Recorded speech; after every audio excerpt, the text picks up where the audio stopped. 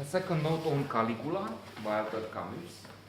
I was fascinated by this play, as I mentioned in the previous note, even if, or because, there are very many awkward moments, scenes that create a feeling of repulsion.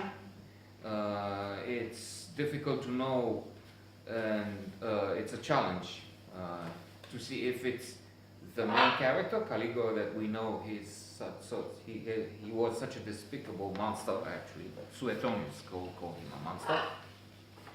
Or, in this case of the adaptation that I've seen, in an interesting loop in time. I saw it 25 or so years, many years ago, and on the stage of the National Theatre, the big stage in the big hall with, I'm not sure, 1,200 people, 1,200 in the audience. And at the moment when this was such a hit, a smash hit, that you couldn't find tickets. You would go weeks in advance, you couldn't find tickets. So fascinated as I was at that time, not so much now, haven't been to the theater in 10 years or so. I waited outside before the play for no shows, and indeed there were, with a couple of minutes before the raising of the curtain, there were some people who didn't show up, so I entered with others inside. I was lucky enough to sit in the first or second row, so close that this was, being very young, one of the first plays, so to say, anyway, the first to be so close.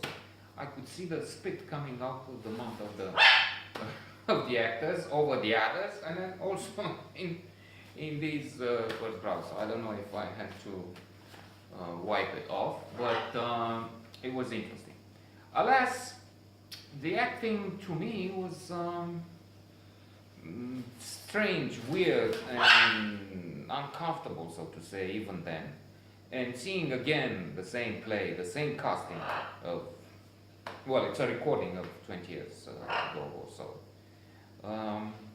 I looked in amazement at the setup, the acting, the bad overacting of some of the protagonists, and the idea of the director, the stage manager, whoever is involved in this.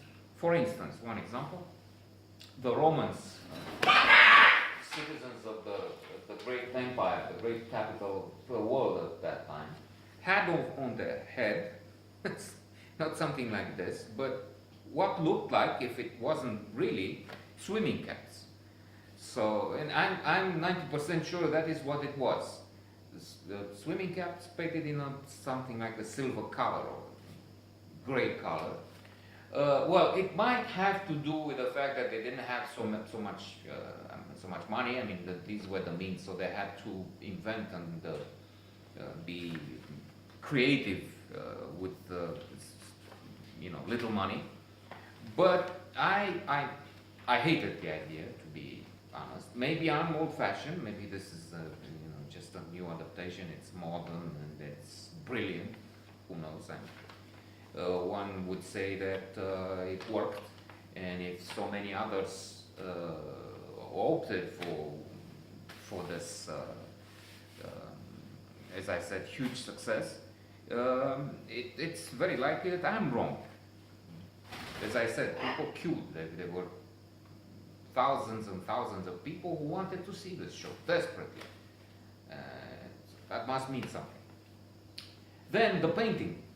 They had painting on the face, which is an interesting idea. I don't know what exactly this adds to the idea of ancient Rome, Caligula and his senators and people. Especially since some look like, I don't know, Cherokee or something. What I did like is, at one point, Caligula comes on stage and he's half woman, half man. He has a blonde wig or something on one side of the head, and his normal attire, his normal hair on the other.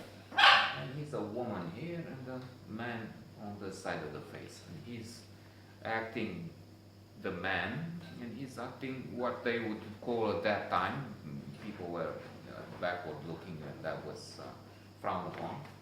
Well, it's not really encouraged or seen much better today, when they would call him a poof, this side poof or something.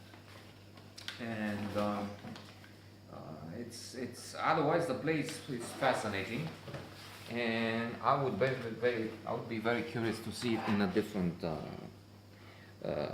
perspective, or different adaptation.